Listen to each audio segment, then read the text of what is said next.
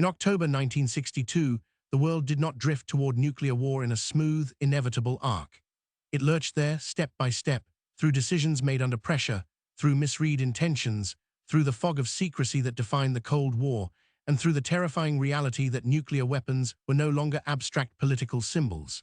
They were deployed, fueled, and in some cases already in the hands of commanders who might have to decide in minutes whether to fire. The Cuban Missile Crisis, known in the Soviet Union as the Caribbean Crisis and in Cuba as the October Crisis, lasted 13 days, from 16 to 28 October 1962. That is the official frame.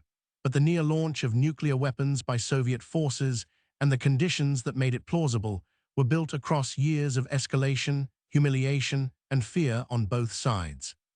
By the time Washington and Moscow publicly negotiated their way back from the edge, the mechanisms that could have triggered nuclear use were already in motion in the Caribbean, in the North Atlantic, and in the command centers where men stared at maps and tried to distinguish signal from noise.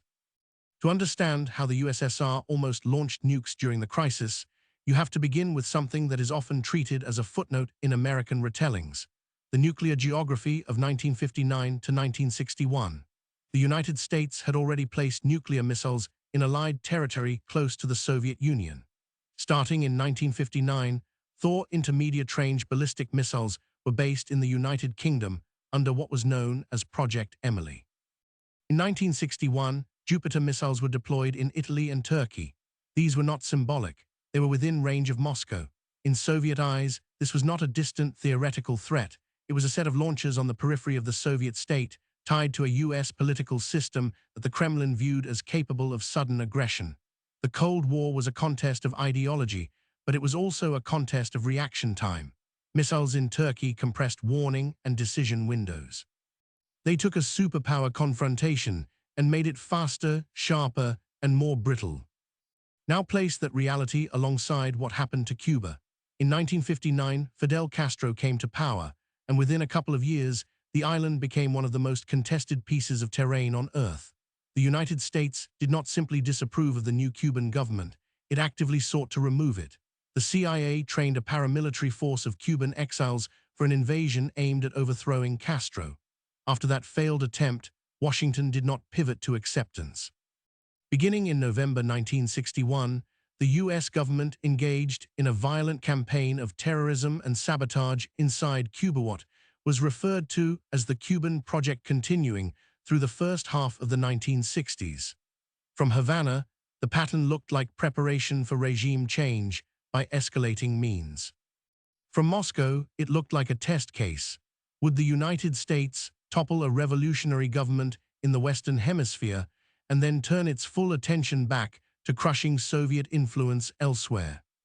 Inside the Soviet leadership, these pressures collided with another strategic anxiety: the fracturing relationship with China.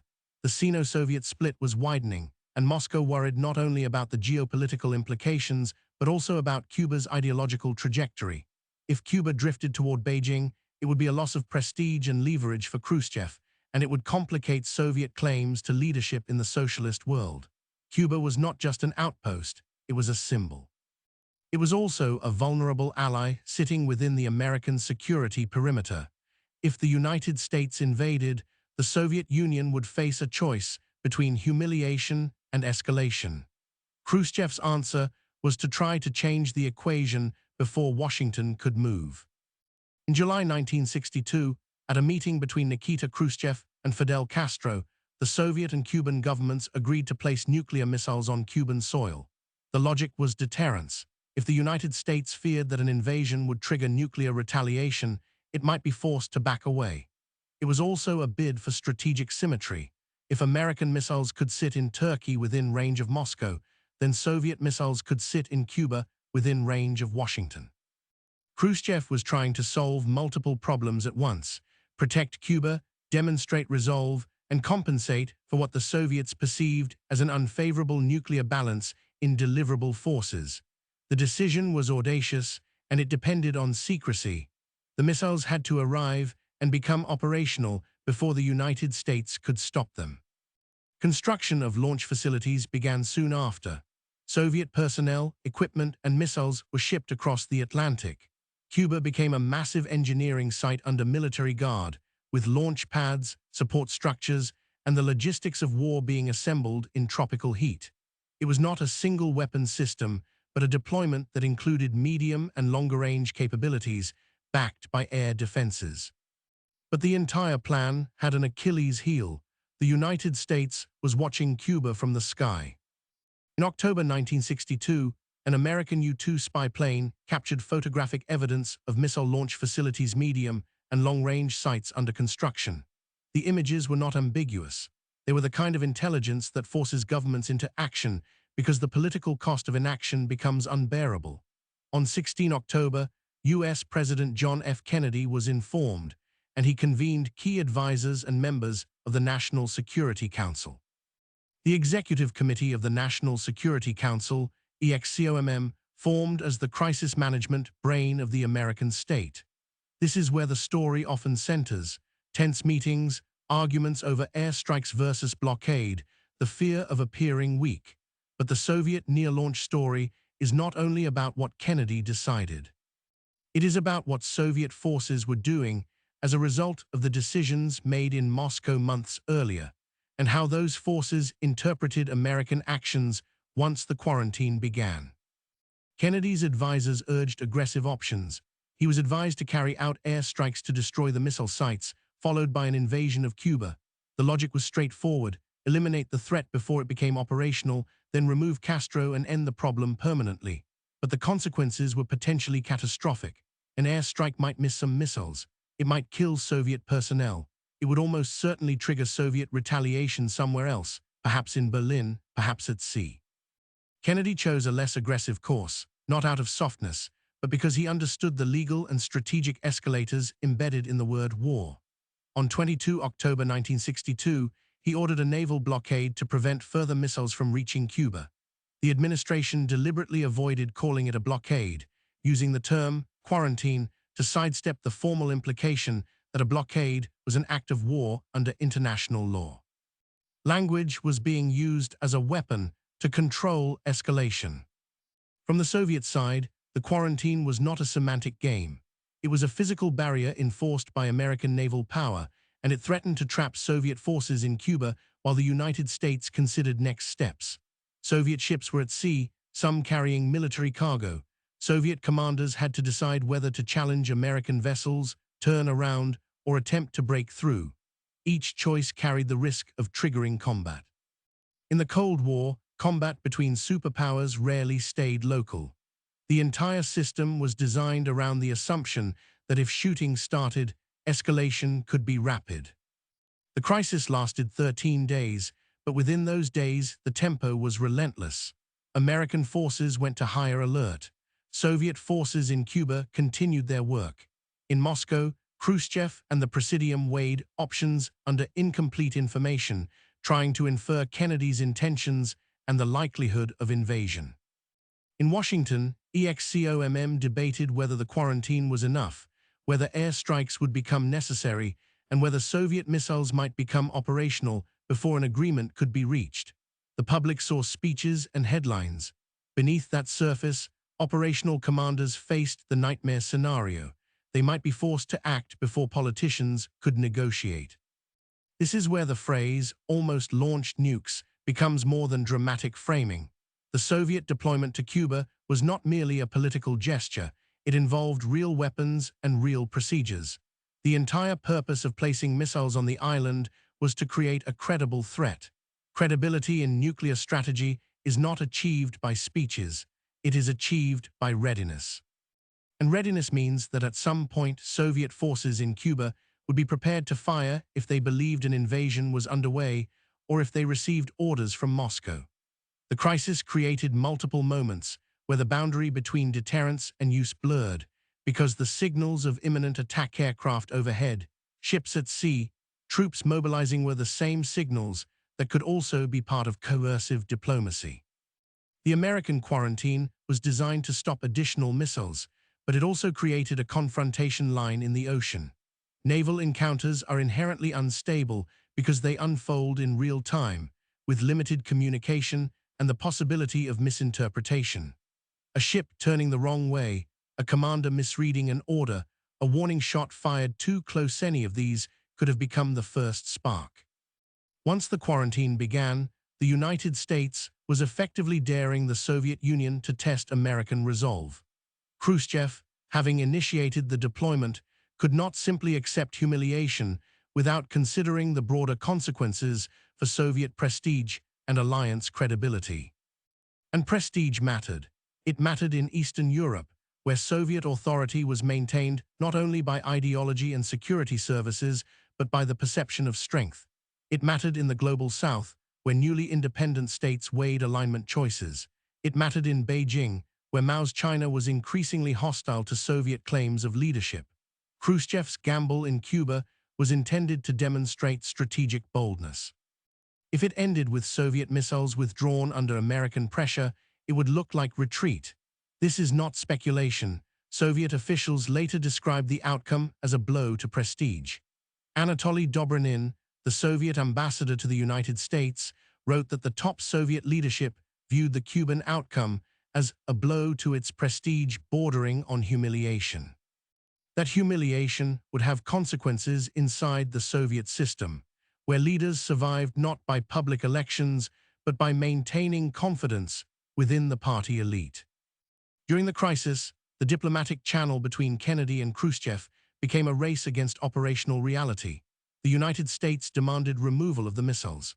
The Soviet Union demanded guarantees that Cuba would not be invaded and that American pressure would end. The crisis was, at its core, a dispute about who could place nuclear weapons where and what counted as acceptable security. The Americans framed Soviet missiles in Cuba as an intolerable new threat. The Soviets saw them as a response to an existing threat. American missiles in the United Kingdom, Italy, and Turkey, and the demonstrated willingness of the United States to attempt to overthrow the Cuban government. The turning point came through negotiation that was both public and secret. The eventual agreement was that the Soviets would dismantle their offensive weapons in Cuba, subject to United Nations verification, in exchange for a U.S. public declaration and agreement not to invade Cuba again. But there was also a private component. The United States secretly agreed to dismantle the offensive weapons it had deployed to Turkey. This secrecy mattered because it shaped the political narrative. Publicly, it looked as if the Soviet Union had backed down. Privately, Washington had conceded something significant. The Jupiter missiles in Turkey were not a minor bargaining chip. They were part of the very strategic pressure that had helped motivate the Soviet deployment to Cuba in the first place. The crisis did not end the moment the deal was reached. Soviet missiles were dismantled, but some Soviet bombers remained in Cuba for a time, and the United States kept the naval quarantine in place until 20 November 1962. The blockade quarantine was formally ended only after all offensive missiles and bombers had been withdrawn. The details matter because they show how long the confrontation remained militarily active even after the political decision to de-escalate. In a system where a single misunderstanding could trigger catastrophe, those extra weeks were not administrative cleanup. They were a prolonged period in which forces remained on edge. The aftermath reshaped Cold War crisis management. The evident necessity of quick, direct communication between the superpowers led to the establishment of the Moscow-Washington hotline. The logic was brutally simple. During the crisis, messages had been slow, filtered, and vulnerable to misinterpretation. In a nuclear standoff, time is not just money, time is survival. Later agreements reduced tensions for several years, but the underlying rivalry did not disappear. Instead, it evolved into more structured forms, with arms control and crisis communication mechanisms designed to prevent a repeat of October 1962. Yet for Khrushchev, the political cost was severe. The compromise embarrassed him and the Soviet Union because the removal of U.S. missiles from Turkey and Italy was not publicly acknowledged as part of the deal. Soviet citizens and many party officials saw only the visible part, Soviet missiles leaving Cuba. In a system where legitimacy was tied to the image of standing up to imperialism, the optics were damaging. Khrushchev's fall from power in 1964 was not caused solely by Cuba, but the Politburo's embarrassment at his handling of the crisis and the perception that he had precipitated it through ineptitude and then conceded under pressure contributed to the erosion of his support. In Cold War Moscow, a leader could survive setbacks, but not repeated blows to credibility among his peers. So where, precisely, did the Soviet Union almost launch nuclear weapons? The answer is embedded in the structure of the crisis itself. The Soviet deployment was designed to create an operational nuclear capability in Cuba. The United States considered air strikes an invasion. The United States initiated a naval quarantine. Soviet forces in Cuba and at sea were placed in a posture where, if they interpreted American action as the beginning of an invasion or an attempt to destroy their forces, the logic of deterrence could flip into the logic of use. Nuclear weapons were not merely sitting in warehouses. They were part of a plan to deter invasion by presenting the credible possibility of nuclear retaliation. That credibility required readiness, and readiness created the terrifying possibility that events could outrun diplomacy.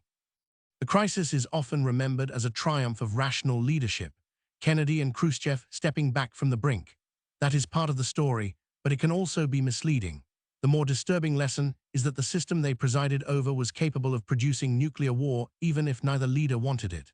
The combination of forward-deployed weapons, compressed decision timelines, and political incentives to appear strong created a situation in which miscalculation could have been fatal.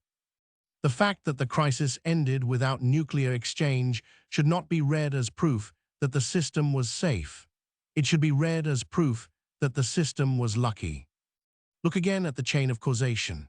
American missiles in the United Kingdom, Italy, and Turkey created Soviet fear and resentment, and they narrowed warning times. The United States' attempt to overthrow the Cuban government and the subsequent campaign of sabotage convinced Cuba and the Soviet Union that invasion was plausible. Soviet concern about Cuba drifting toward China added urgency to locking Havana into Moscow's orbit. Khrushchev and Castro agreed in July 1962 to place nuclear missiles on the island as a deterrent. Construction began, and secrecy was critical. A U-2 flight in October exposed the sites, forcing Kennedy to act. The XCOMM debated options that included airstrikes and invasion.